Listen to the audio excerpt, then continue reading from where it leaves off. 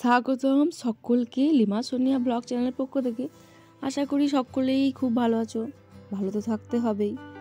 আর আমি আজকে গেলাম একটা ক্যাফে, সকলে মিলে হতে পারে ধরে নাও না আমার সারপ্রাইজ।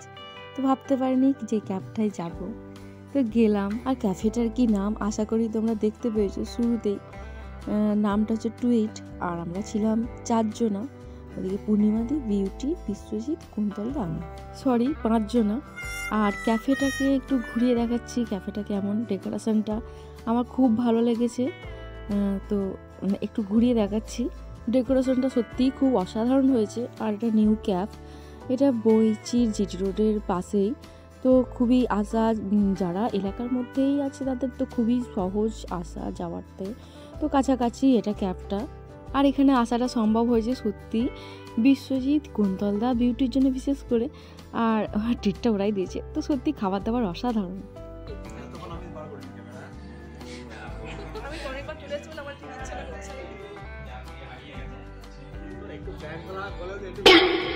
আর সত্যি কথা বলতে কি, সত্যি আমরা কেউই ভাবতে পারিনি যে আজকে ক্যাফেটায় আসবো।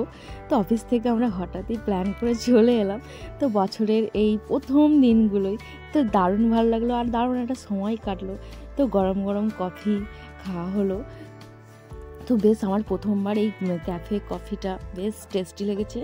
তো সত্যিই বলছি, তোমরাও একদিন চলে এসো, তোমাদের মতো টাইম স্পেন্ড করো এই ক্যাফেটায়।